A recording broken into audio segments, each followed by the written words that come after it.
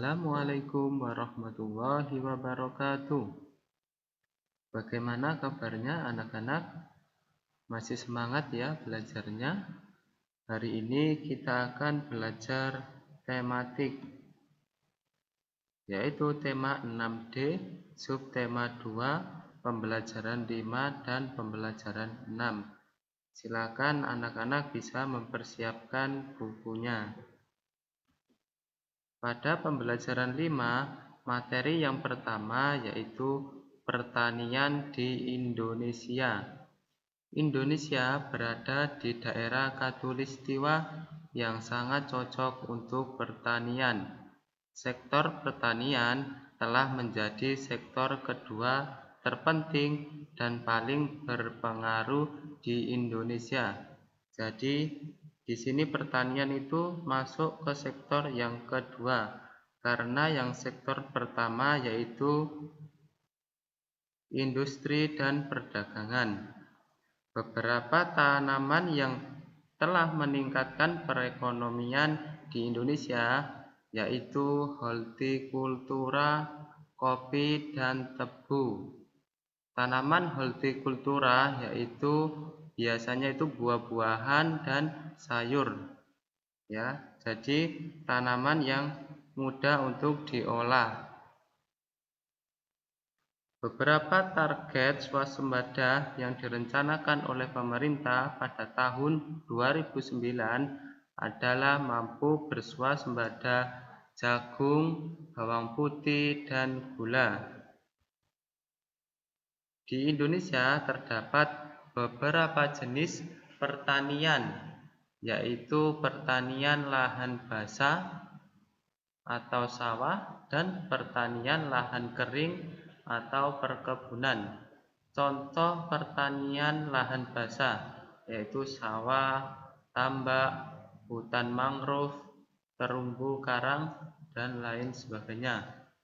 Untuk contoh pertanian lahan kering yaitu perkebunan itu bisa kopi, teh, tebu, karet, dan lain sebagainya. Untuk materi yang kedua yaitu pemberantasan kemiskinan di wilayah ASEAN. Kemiskinan adalah salah satu contoh permasalahan yang sangat mengglobal. Di Indonesia, permasalahan kemiskinan sudah lama terjadi. Pemerintah telah memberikan berbagai cara untuk mengatasi kemiskinan. Namun, masalah kemiskinan sangat sulit diatasi. Ada beberapa hal yang mempengaruhinya, yaitu pendidikan. Pendidikan di Indonesia itu masih tergolong rendah.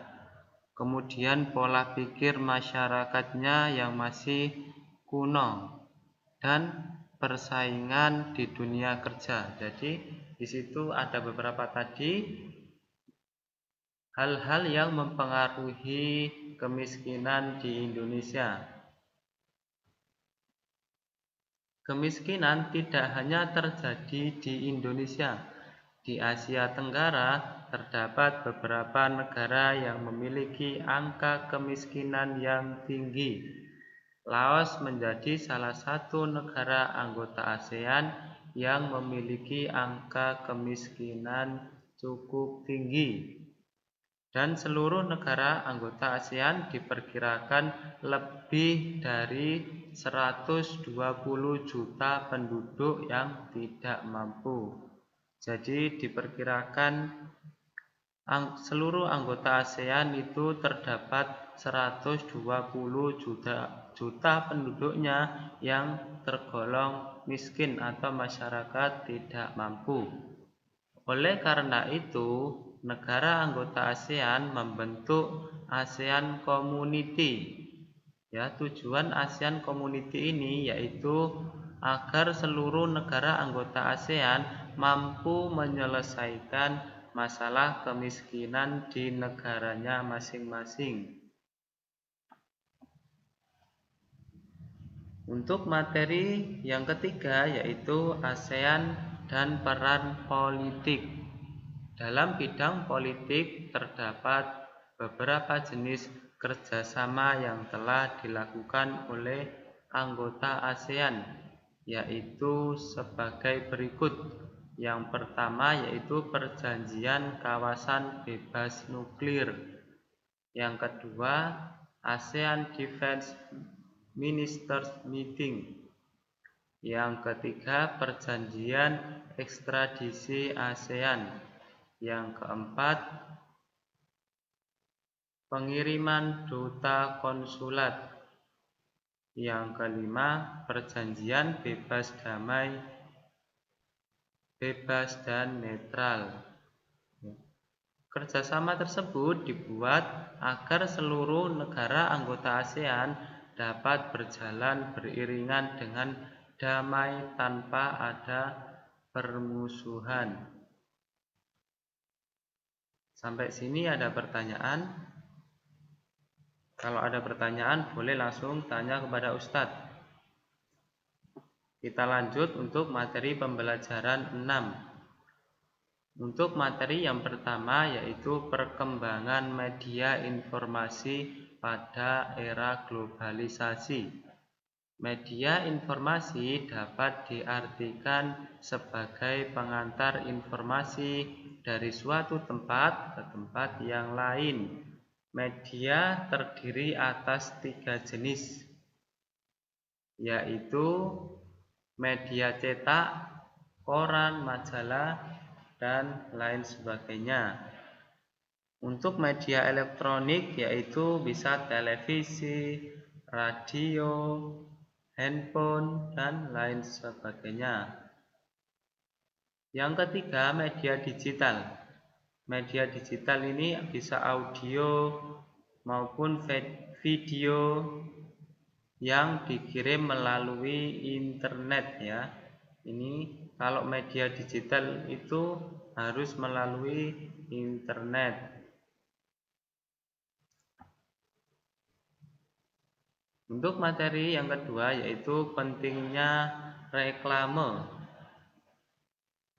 Reklame adalah alat untuk menawarkan, mempromosikan, memperkenalkan barang-barang hasil produksi atau jasa kepada masyarakat dengan menggunakan gambar, kata-kata yang menarik. Ini anak-anak bisa dicatat pengertian dari reklame ya. Adapun beberapa hal yang harus diperhatikan dalam membuat reklame, antara lain yang pertama yaitu gambar reklame harus sesuai dengan barang atau objek yang diiklankan. Jadi antara gambar dan objeknya harus sesuai, harus sinkron ya. Yang kedua, reklame harus sesuai fakta. Reklame itu harus sesuai fakta dengan keadaan yang dialami, tidak boleh mengada-ada atau dilebih-lebihkan. Yang ketiga, kalimat harus jelas, singkat, dan mudah untuk diingat. Yang keempat, warna yang digunakan harus bagus dan jelas. Ini biasanya menggunakan warna-warna yang terang, tidak gelap ya. Nah, coba kalian perhatikan gambar di samping ini. Di samping ini ada jenis reklame ya. Gambar di atas adalah gambar reklame yang bertujuan menyerukan agar kita membuang sampah pada tempatnya. Jadi anak-anak bisa dilihat ini yaitu reklame agar kita membuang sampah pada tempatnya. Alhamdulillah, materi pada pembelajaran 5 dan 6 kita sudah selesai. Apabila ada pertanyaan, silakan bertanya langsung kepada Ustadz, bisa melalui Jabri ataupun video call. Ya, mari kita akhiri dengan doa kafaratul majlis. Subhanakallahumma wa bihamdika asyhadu an la ilaha illa anta astaghfiruka wa atubu ilaik. Ustadz ucapkan jazakumullahu khairan.